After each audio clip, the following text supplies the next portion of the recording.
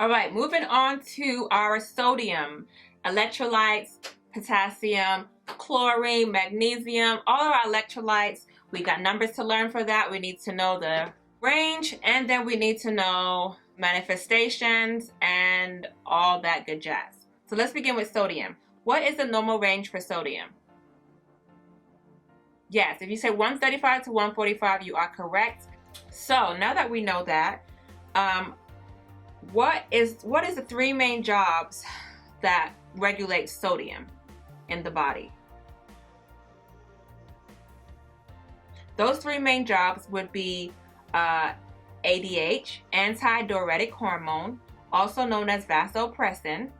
And what does ADH do? It says it in the name, anti, to stop, diuretic, pee, hormone, to stop you from peeing and reabsorb that water. And that happens in the kidneys, right? It's secreted by the pituitary glands to encourage the kidneys to reabsorb more water. Yeah? Then, there's two ways that can go wrong when it comes to ADH. You can have diabetes insipidus, where you basically are peeing out too much. And then you have SIADH, syndrome of inefficient antidiuretic hormone. When I think about SIADH, think about C, yes, ADH, which means more ADH, which means more keeping in your fluids, antidiuretic hormone, so it's working a little bit too well and you have fluid volume overload. So those are two ways that ADH can be secreted in a wrong way to throw off homeostasis. Now, there is another way that sodium is regulated in our body, and that would be through our adrenal glands, which sit right above our kidneys. And our adrenal glands secrete aldosterone. And aldosterone basically is the bouncer and keeps in sodium. Adrenal glands secrete mineral corticoids. Mineral corticoids tell the kidneys to hold on to sodium and let out potassium. So therefore, you are keeping in more water, because where sodium goes, water follows, right? And then third mechanism of regulating sodium is the sodium-potassium pump, which we are very well aware of. So now I want to get into the main causes of hypernatremia. Hypernatremia, what are you going to see? What are you going to notice? Like I said, sodium. Sodium is where water follows. So hypernatremia means there's more natremia, sodium-emia in the blood, right? So if there's a lot of sodium in the blood, what's following sodium? Water. So we have fluid volume overload in our blood. And when it gets so high, it's going to secrete into our tissues as well, because it's not enough space that can keep the water here. It's going to leak out into the tissues, right? So what we're going to see then is fluid volume overload. So what causes hypernatremia? Well, think about it. It means increased sodium content, right? So increased sodium content, which means we have fluid volume decrease. As the fluid decreases, the concentration of solutes increases. The solute we're talking about right now is sodium. So as that fluid volume is decreasing, sodium is becoming more concentrated, because the more water you pour, the more diluted, right? The less water you have, the more concentrated. And therefore, when the fluid volume decreases, we have hypernatremia, which is more sodium in the blood, more solutes in the blood. So it won't just be sodium that increases when this occurs, but we're going to stick to sodium right now.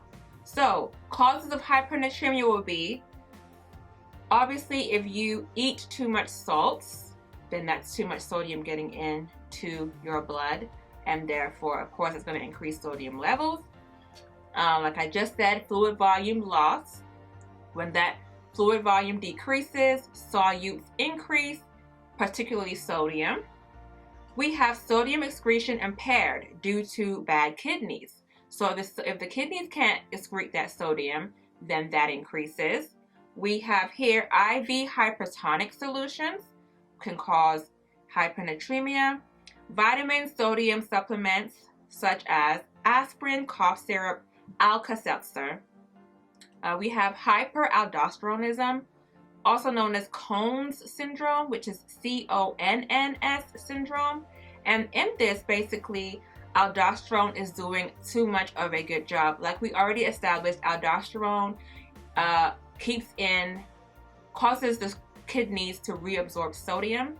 And so it's doing too much of that, and we have too much sodium in the blood, which increases what? Blood pressure, and blood volume, obviously, because where sodium goes, water follows. Now, like I said, so solute concentration can increase when the fluid volume decreases.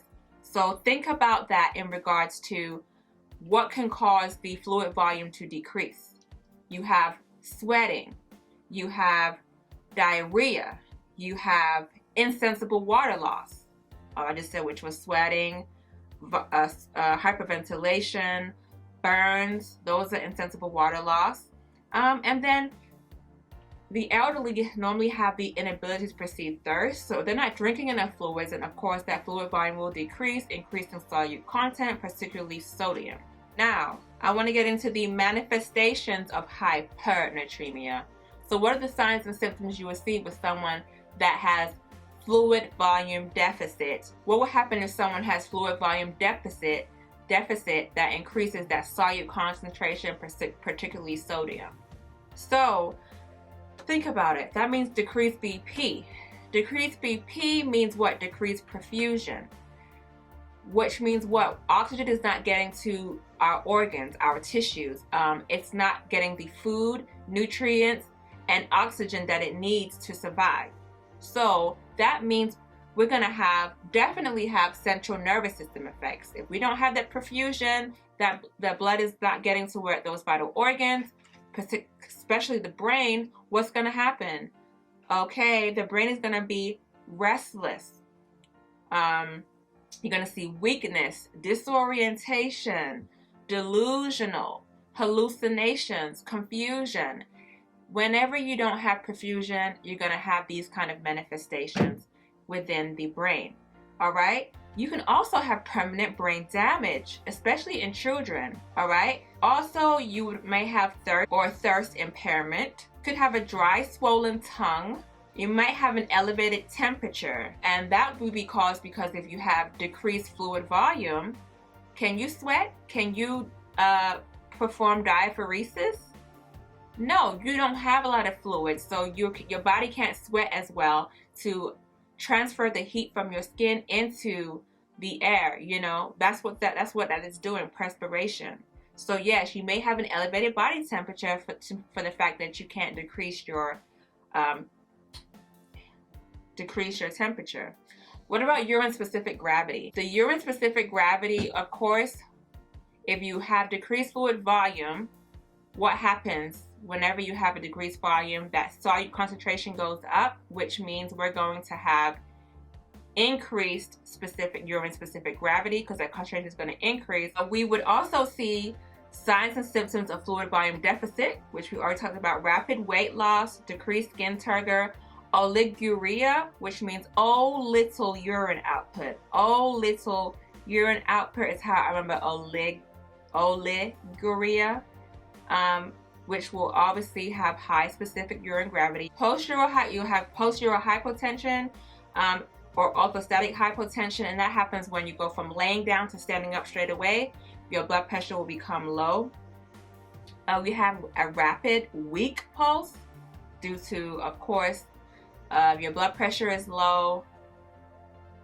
Compensation will occur, so you're going to have that increased heartbeat, and you're going to have that increased pulse. So that goes to tachycardia as well due to the low blood pressure. We're talking about increased temperature already.